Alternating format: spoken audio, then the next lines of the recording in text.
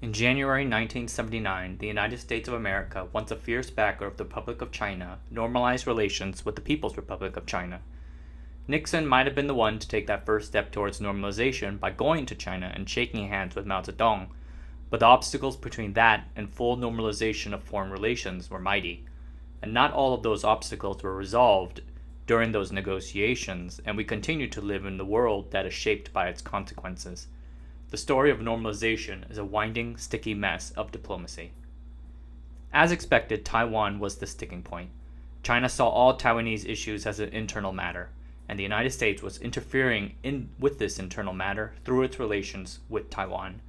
Thus, all of these ties must be severed so that China and Taiwan can face each other and reunify. Few in the States, though, thought that this would not mean immense and bloody violence, especially since the party refused to pledge a non-military solution to the situation. The Communist Party was open to, and you might even say it wanted, normalization between itself and the United States, but in turn, it demanded three conditions before it can happen. First, they wanted a clean break in diplomatic relations between the US and the Taiwanese. They wanted an abrogation of the Mutual Defense Treaty between the US and Taiwan, and they wanted a complete withdrawal of US troops from the island.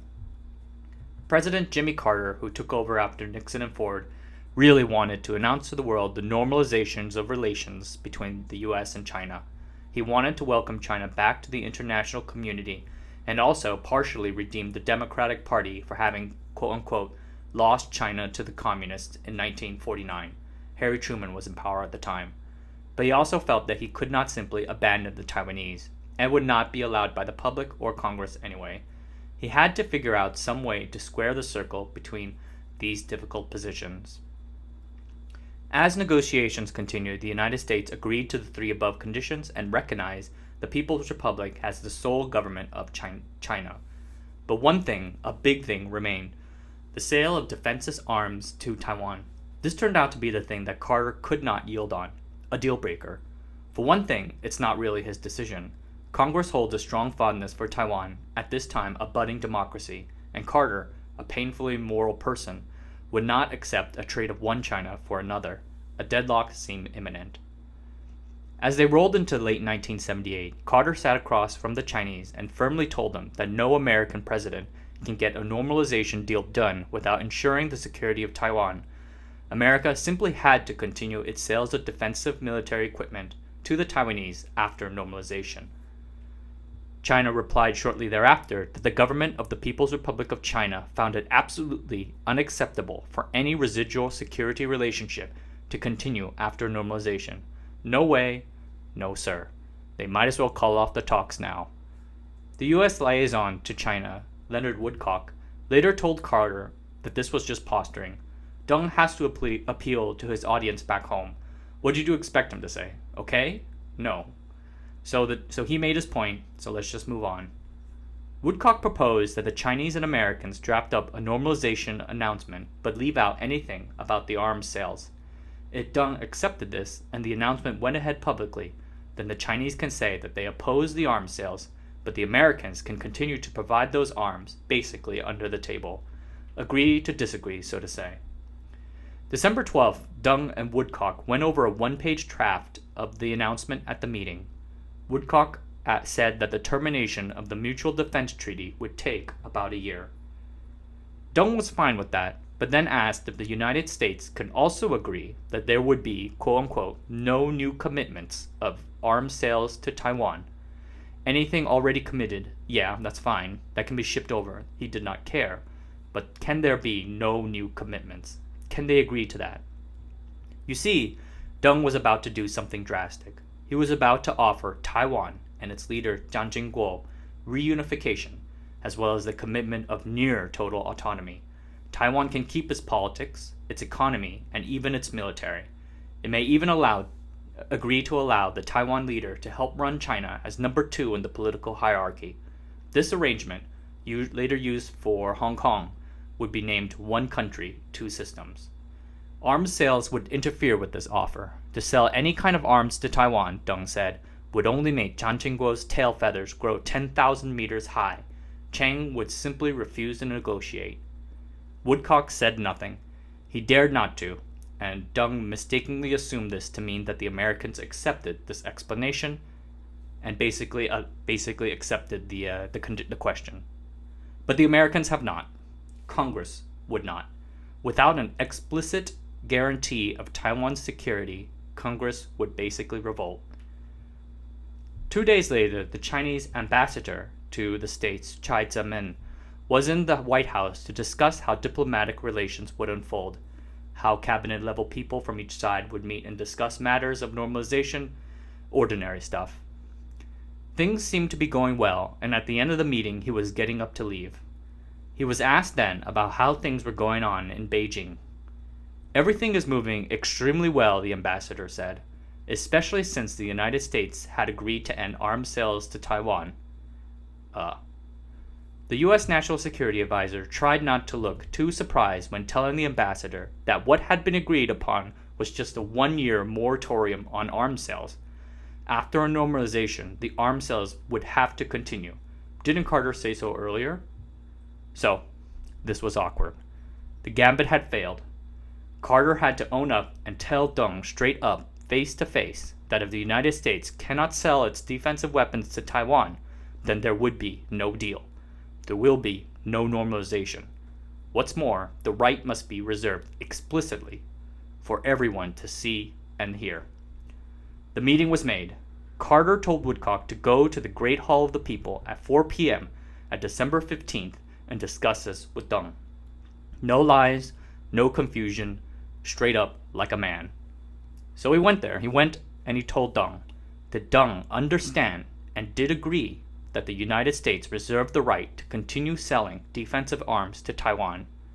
Deng, well, he was mad. We do not agree. We will absolutely never agree, and we absolutely oppose. This is impossible. It cannot be allowed. Deng Xiaoping exploded at the Americans. If the Americans keep on selling weapons to Taiwan, then Taiwan President Chiang Ching-kuo would never come to the negotiation table, and then China would be forced to invade Taiwan.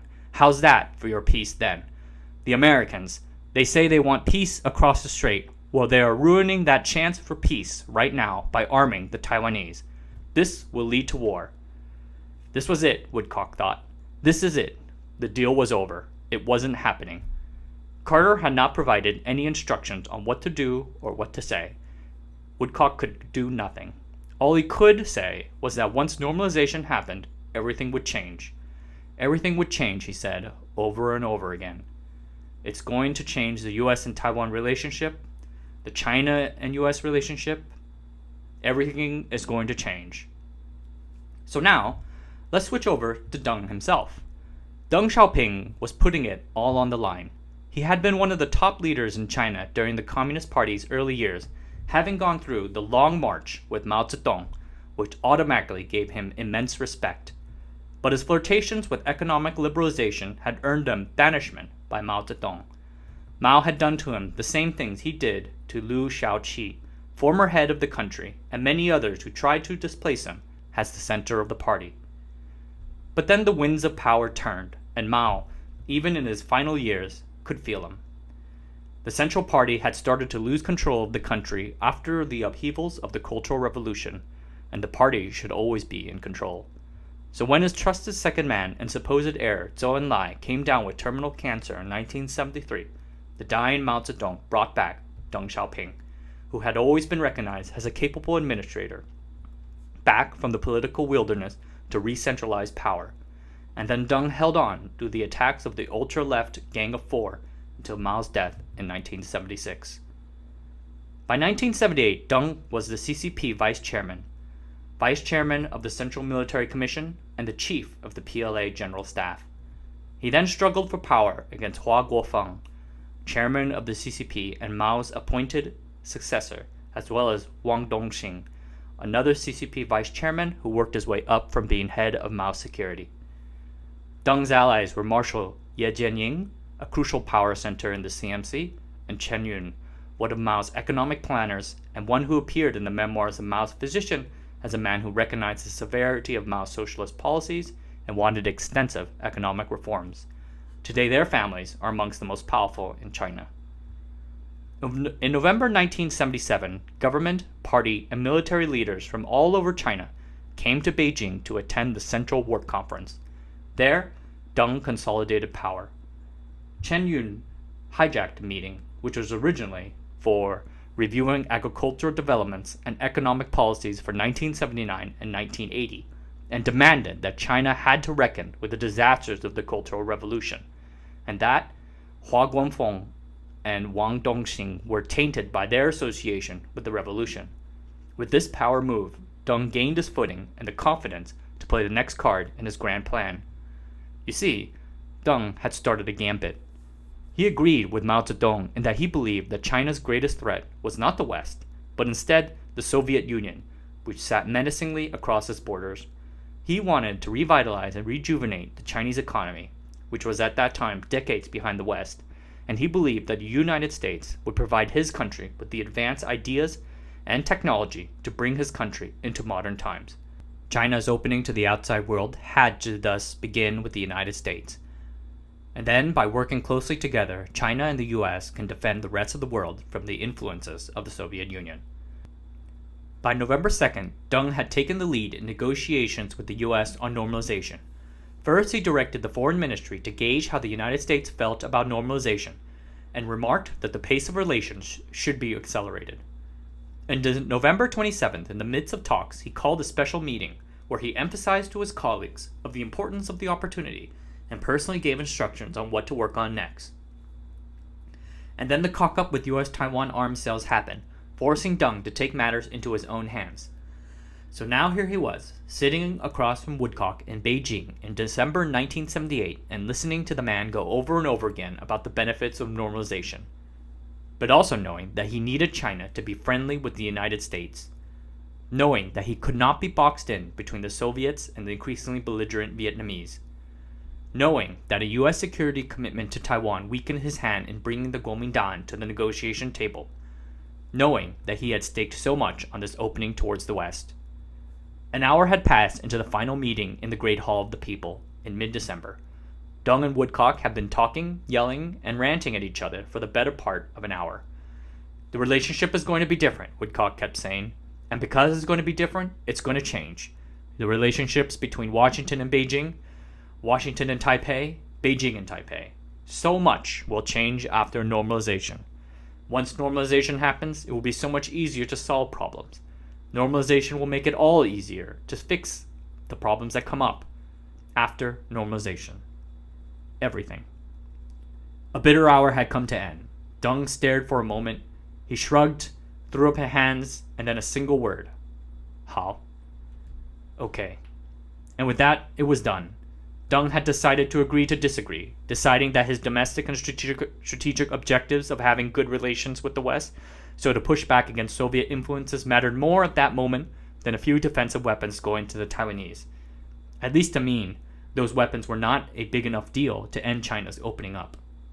A day later, Hua Guofeng would remark at the press conference announcing normalization. During the relations, the U.S. side mentioned that after normalization, it would continue to sell limited amounts of arms to Taiwan for defensive purposes. We made it clear that we resolutely would not agree to this. So our sides had differences on this point. Nevertheless, we reached an agreement on the joint communique. The political backlash from back in the United States was immediate and immense. Politicians like Barry Goldwater, George Bush, the first, and Ronald Reagan accused Carter of leaving Taiwan out to dry. Reagan even made a campaign trip out there. An angry Congress transformed the Taiwan Enabling Act, which was working its way through the legislature at that time, into the Taiwan Relations Act. Secretary of Defense Harold Brown testified that this act was not necessary, but his arguments, which I must admit looking back now seem pretty dated, were overruled. The TRA, passed in March 26, 1979, continues to govern relations between Taiwan and the United States to this day, and includes a security commitment to Taiwan nearly as strong as the one in the now canceled Mutual Defense Treaty. Carter told Deng that despite the law, it was his prerogative on how to enforce it, and he would do so with discretion. Deng nevertheless felt betrayed. A year later, after the end of the moratorium, 6 new arms were sold to the Taiwanese. A year later, after that, another round of sales. every time the Chinese protest, and they continue to do so to this day. But Deng got a lot of other things he wanted out of normalization. The Soviet Union fell, removing a major source of concern for the PRC. The Chinese and Vietnamese would fight a limited war to put the Vietnamese back into their place, as Deng would say. And the Chinese economy bloomed and boomed from economic and technological exchanges with the West. Millions of people were lifted out of poverty, and China got stronger. Yet, as Deng predicted, Taiwanese President Chiang refused to come to the bargaining table. He refused to accept one country, two systems, but instead did what Deng feared most. He democratized, ceding the Kuomintang's power to the people, and thus put a clean, immediate reunification out of Deng's reach for the rest of his life. Without the arms sales and security commitments, would President Chiang have accepted one country, two systems? It's hard to say, but you can learn more in another video that I have here. It's been nearly 40 years since, and relations between the US and the PRC have indeed greatly changed. What it means for both of them, as well as Taiwan in these days, we do not know.